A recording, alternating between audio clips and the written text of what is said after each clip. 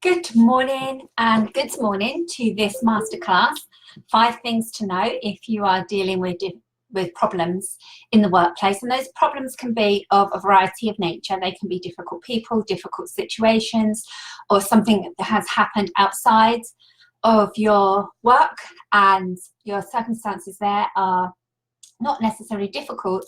They are just one of life's ups and downs. It's circumstances that you're going with and just trying to deal with that and still perform at the same level at your work. It's just making it like just seem really difficult at work, that maybe you're not getting to grips with things and you're not doing as you would like to do ordinarily in the workplace. There's a number of reasons that you can deal with a problem with your workplace, and whatever that reason is, I wanted you to know these 5 things.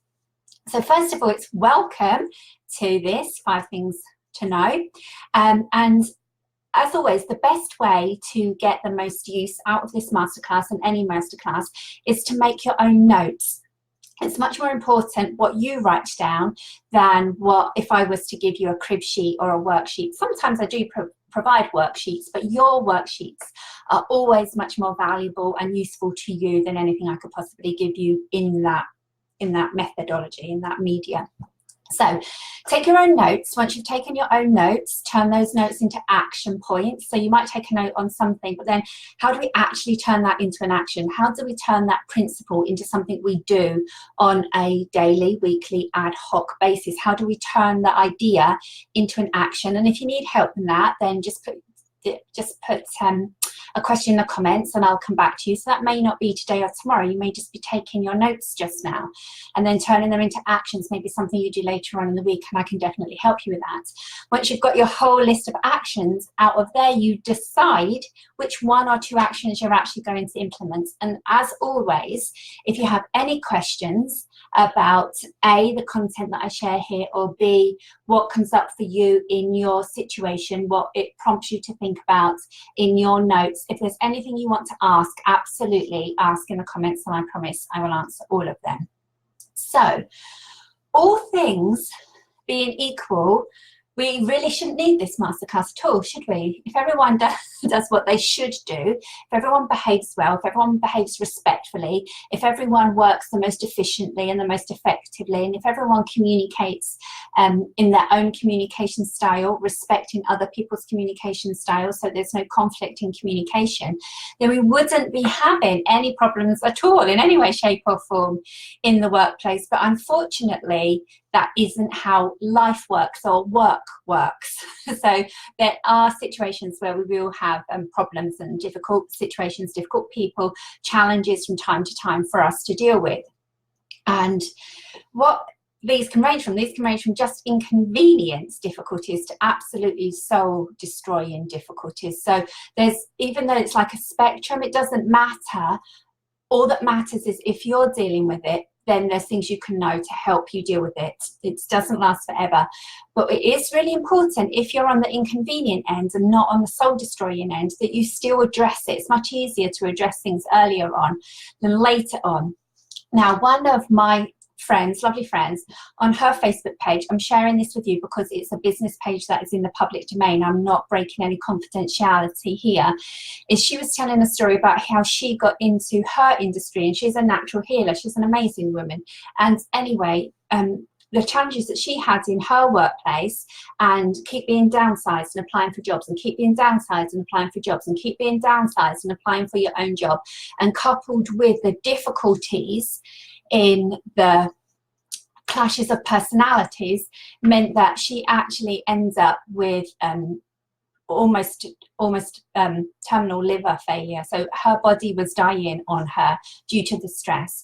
And with other people that I've worked with a number of people who the bullying has manifested in such a way that their body has, you know, this could have happened anyway.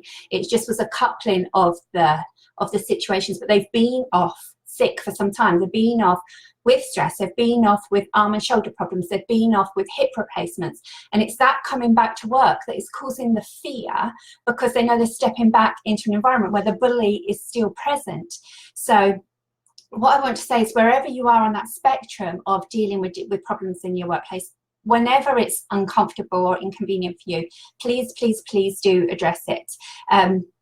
It's important to address it, but the good news is I'm going to share these things with you now that make it possible for you to know that you're going to be okay. So thing one is that people do recover. Now, those people that I've talked about, for example, they have all gone safely back to work. The lady who I said, she shared that on her business page about her journey into her business. So she now owns her own business. So it doesn't matter if you have your own business or if you are an employee. Now, what that shows here is that there's just different levels of support. If you are your own business and you are still dealing with difficult problems in the workplace, it's your work. You think, oh, I created this, but did you? Are you dealing with difficult clients? Are you dealing with people who don't pay you? Are you dealing with difficult suppliers?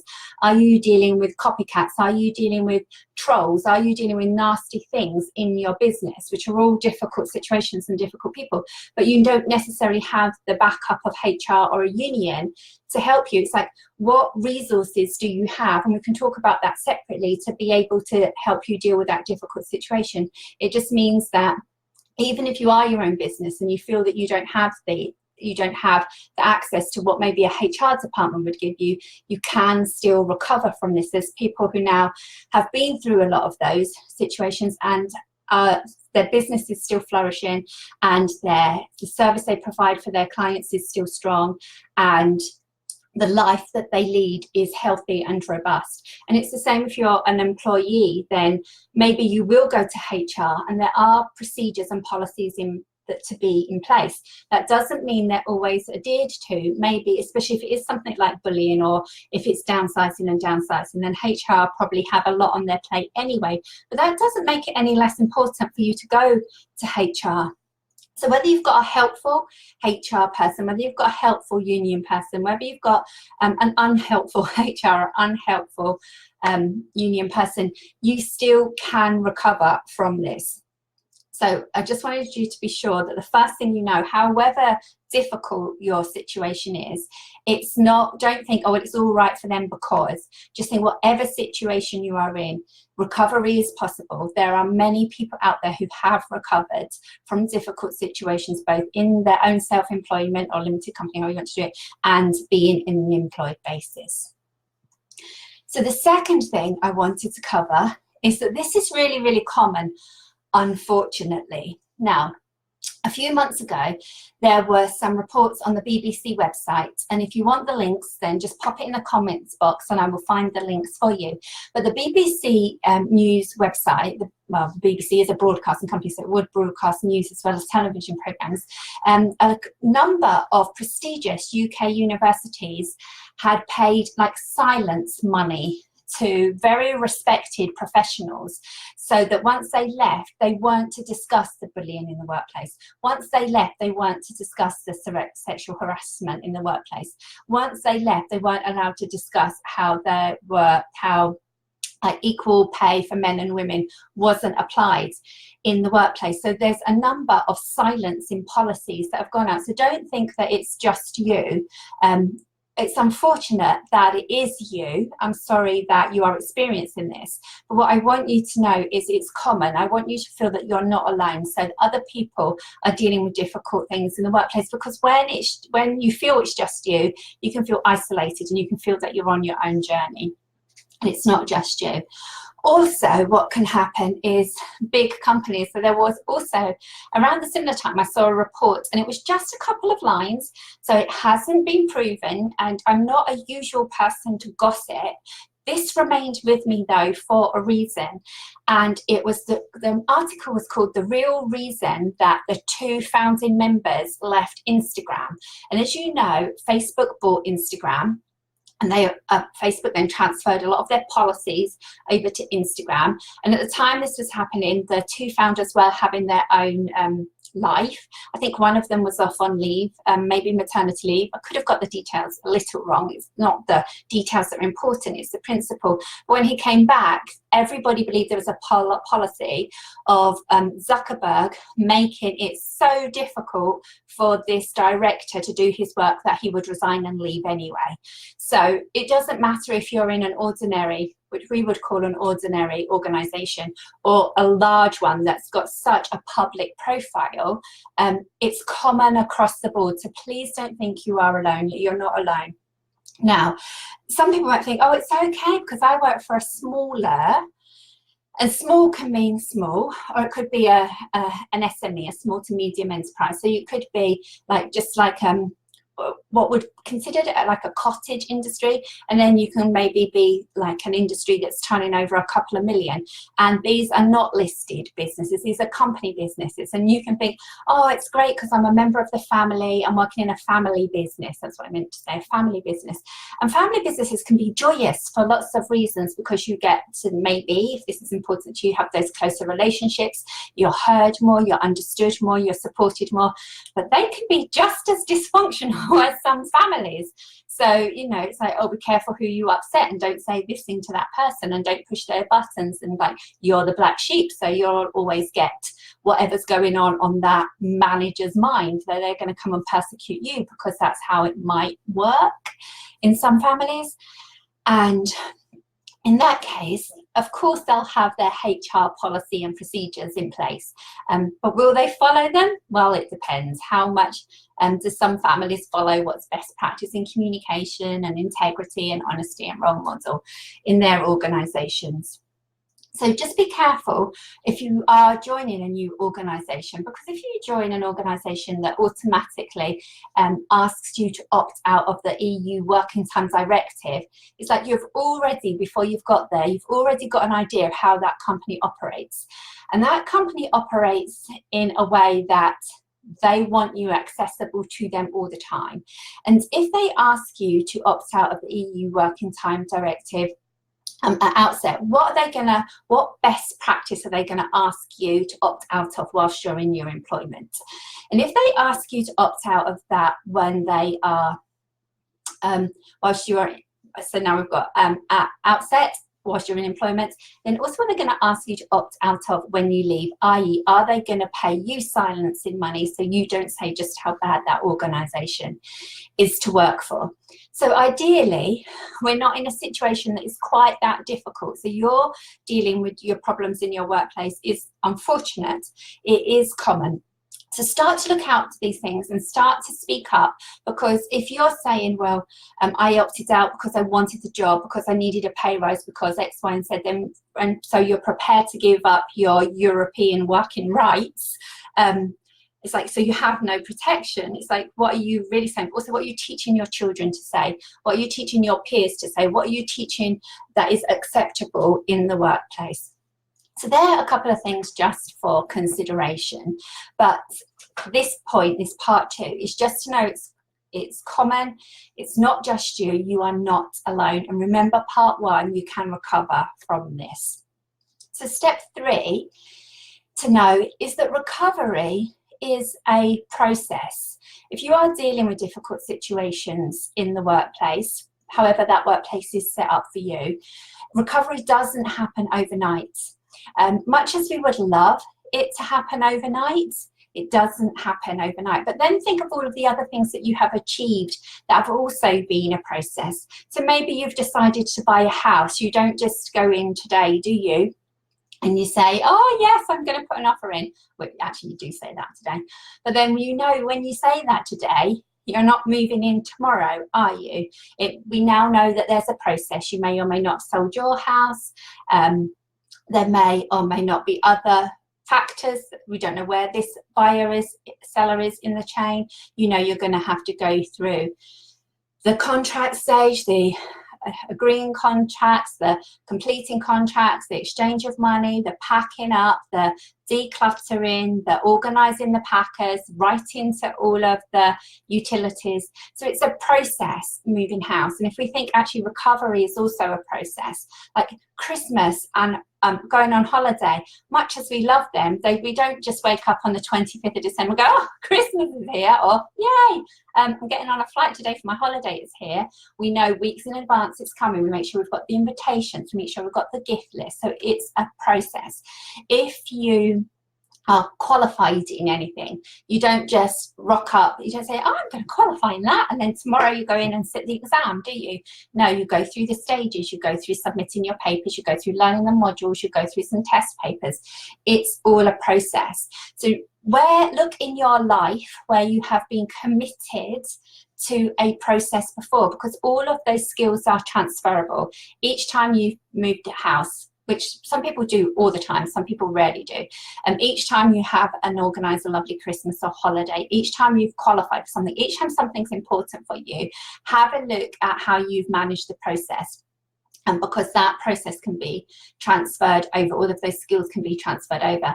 And have a look at your commitment then to that, because your commitment, how you've previously committed to processes, you can also use that as a skill, as a tangible quality that you have to say, yes, I am committed to this process of dealing with situations, and I understand it isn't going to be resolved tomorrow, but it is going to be resolved by me continually taking those action steps. And you know, that's not all perfect, is it? Sometimes you need to get on the phone to the lawyers and say, what's happening here, I need an update. Sometimes you need to phone somebody and say, please, I've asked you 3 times for your gift list. You know, you have to take responsibility for your recovery plan and follow up people who are there to support you, and also follow yourself up and say, you know, you have or haven't taken this action for 3 days in a row, what's going on? You made a commitment to this process. So number 4, fourth part of things to know if you're dealing with problems in the workplace, is that you don't have to have something visibly obvious for you to know that you've got a problem. Now, if, for example, you were, what's just come to my mind is an Uber driver. It doesn't have to be an Uber driver, it could be any driver you want. Could not be a driver at all. It just means you may need to drive to your work. And my sister, actually, she had a foot operation and then couldn't get to work. But the thing is, in her work, it was much easier to see, oh, she has a foot injury, therefore she can't drive, which is what I was going to say. If you do any sort of driving and you break your leg, I'm not recommending that you break your leg. I'm not putting it out there or jinxing you or suggesting in any way, shape or form that I wish upon you a broken leg. That's not what I'm saying. What I'm saying is, if you have an injury or an ailment or something that is visible, that is tangible, that other people can see and understand and recognize and accept, I think, oh yeah, so-and-so won't be at work because they can't drive, because they've got a foot injury or equivalent. So when so-and-so does return to work, they will need not to stand up. When so-and-so comes to work, they need a seated role for X amount of time until they can put weight back on their foot. So it's easy for people to see like tangible illness in the workplace, but just because you can't see it doesn't mean it's not a difficult situation for you. Now, that doesn't mean I'm talking about like having any mental illness in the workplace, which it may or may not be. But if you're dealing with a difficult person, other people can't see that. If you're dealing with a difficult situation, other people can't see that. Just because other people can't see it does not mean it's any less important, A, to you, or B, to your commitment to recover from this. It's just as important. And a couple of ways to know that you're dealing with a difficult person or in a difficult situation is that if it doesn't feel right to you, if work doesn't feel right, if you feel out of sorts, all of your instinct is telling you, now you may be using your brain to academically justify that, to reason with that, to rationalize that. But if you're nervous or your stomach goes in knots or you just wish that you could not go there, for example, we can all at time have had a case of the Monday blues. I don't want to go here. But if that continues on Tuesday, Wednesday, or if it escalates into dread, then it's just as important for you to deal with as it would be a broken bone. And if there's a situation that sort of feels all right, because maybe you've squashed down all your feelings, maybe not feeling is the norm for you, and because that's where you feel safe in your comfort zone, or you don't do emotions, you don't cry, you don't let things you know, a little like, ooh, flutter in your stomach, that's not going to stop me. I'm going to power on through. But if there's something that's happening that you can't quite put your finger on, especially if you're usually living in your head, if you're usually more academic, more logical, and you think there's something here that isn't sequentially right, there's something here that isn't logically right, there's something here that isn't adding up to me. And you can see, well, if you follow the path on paper, it looks as if it should be right, but you know there's something amiss here and you can't put your finger on it. That too is evidence that you are dealing with a difficult situation or a difficult person. You have a problem in the workplace. And even the one that is the most subtle but the most important is if you can't go home and explain it to somebody. Like if you can't say, well, this was really weird in work today and I don't understand it. Bullies love that as a strategy. They love making you like feel off kilter that you can't explain it, because if you try to say, this felt really weird today, other people, A, don't have the time because they've got really super busy lives, B, you don't have the time because you've still got to leave work and go and pick up this person and go grocery shopping and do the dinner and do the car run and do all these things. But you feels like you want to speak to somebody, but if you did, what would you say? You would feel foolish actually saying that, because you know if somebody said that to you, you'd go like, I don't know what you're talking about, you're not making sense. So if there's something that you feel that you'd love to speak to people about but feel that you can't because they won't understand, you are definitely dealing with a problem in the workplace. So remember, it's okay. It's okay, because people recover from these. It's okay. It's not okay that it's common, but you are not alone, even though it feels like you are. Commit to the process of recovery. And one of the first things is say, right, okay, just because you can't see like that I've got a difficulty in the workplace doesn't mean it isn't valid and doesn't need that commitment to working on it. And the fifth thing to know is that different things work for different people in recovering from dealing with problems in the workplace. So we can have a look at what those different things are in a different masterclass. But just now know that one size doesn't fit all. And if you were to Google, I learned it as n equals 1. But if you Google n of 1, it's just a way to describe an experiment. So the experiment is n, and how many parties or people are in that experiment is 1. It's just you. So for example, Big Pharma wanted to do a drug study. They may take 100,000 people. So that would be n of 100,000. Then they may break that down into, you know, who's got the